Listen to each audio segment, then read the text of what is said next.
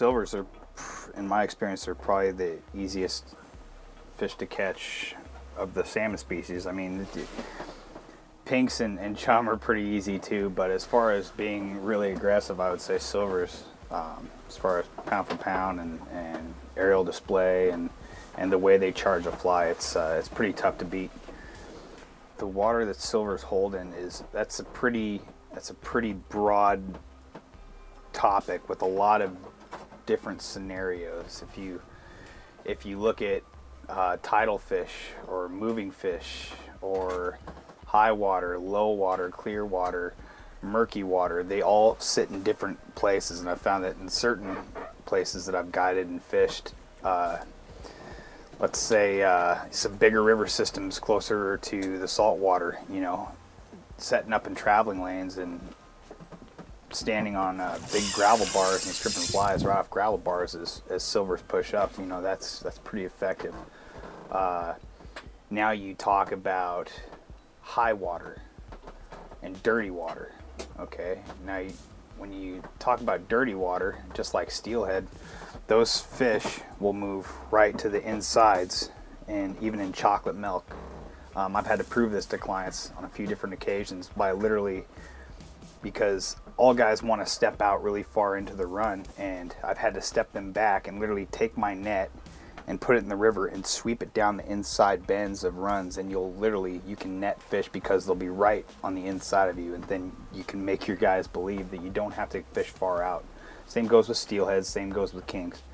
Also, higher water in places where you're not going to be able to wade around too much. The slough thing is a pretty spectacular deal. When I first started guiding for silvers, that's all you'd fish are areas of frog water. And also in areas of frog water, you're going to have fish that will pull in, and then they'll settle, and then they'll hang out and mill about with a bunch of other silvers, and there'll probably be chums and pinks in there too. But they're very aggressive when they get in that area, and especially towards topwater. They love eating topwater flies and slow or stagnant moving water, not necessarily fast water. If you want to throw topwater in faster water, it's been my experience that the shallower the water it is, the better. Oh, here it comes. Oh, here it comes.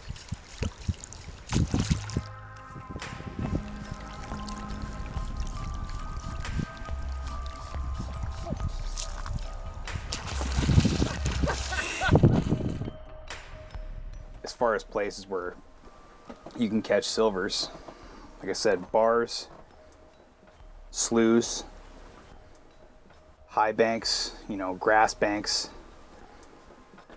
in the estuaries, it's really, you can catch them everywhere.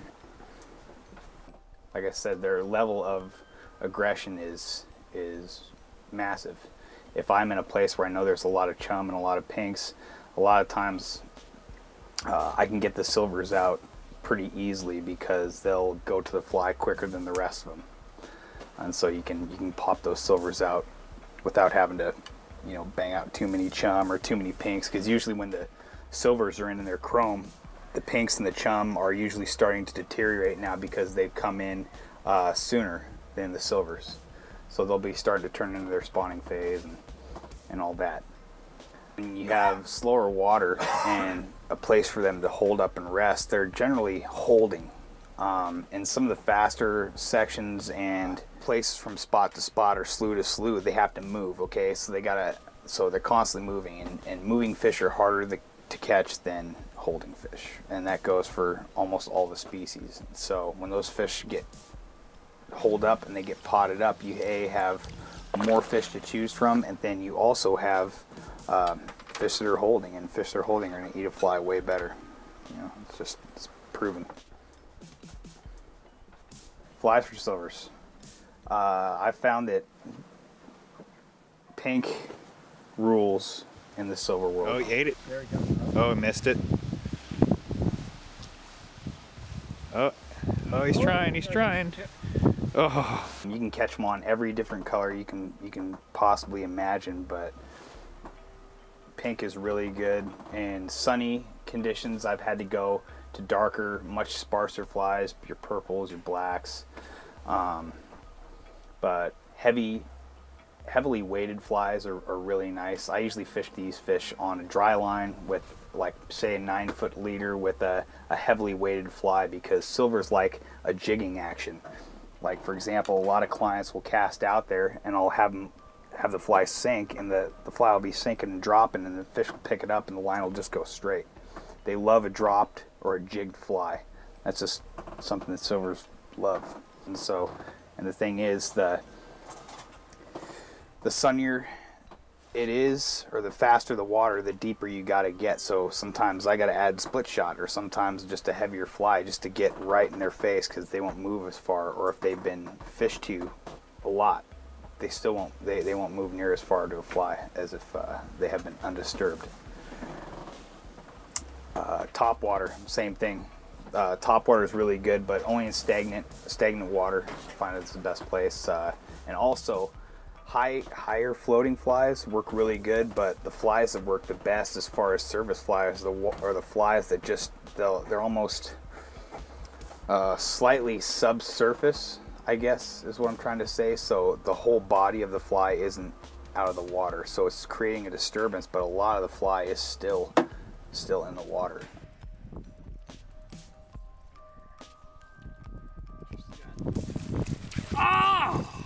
Retrieve in general, just quick pace strips, 7-8 inch strips.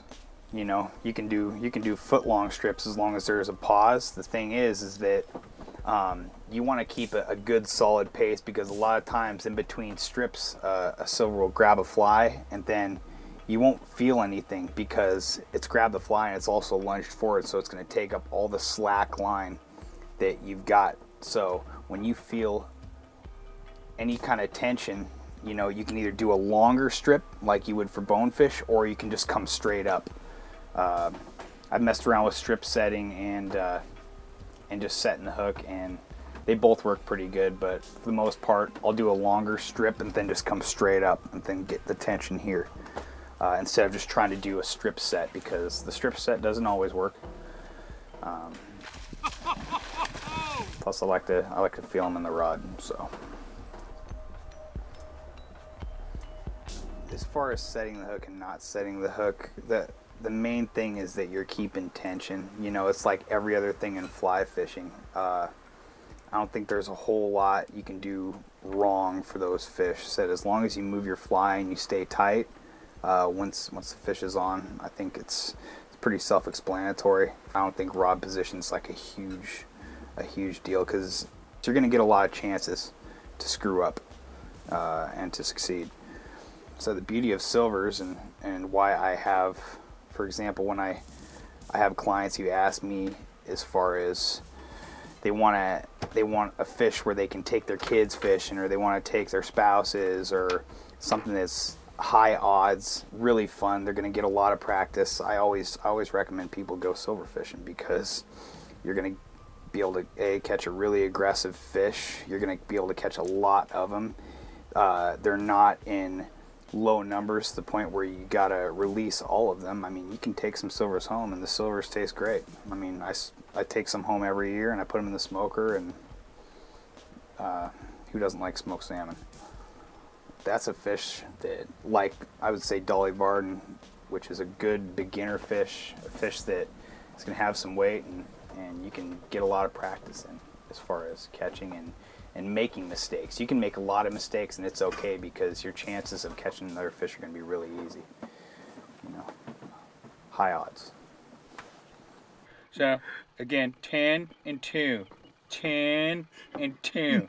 And see, you want to keep your line off the water like this into a double haul motion.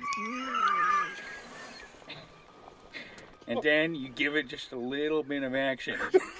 Notice I'm not dry humping the boat, but I'm giving action to my lavender fly.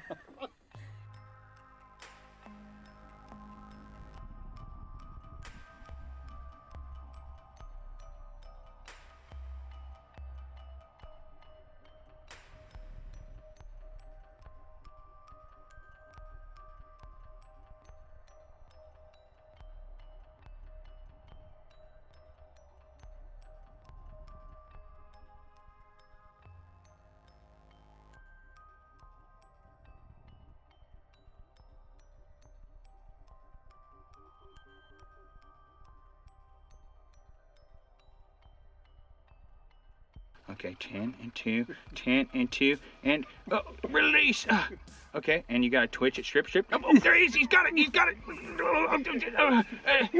And that's how you land it, folks. See, I just Bill danced him right in the boat. And join us next week. We'll be doing top water with Gnome of Alaska. And thank you. We'll see you next week.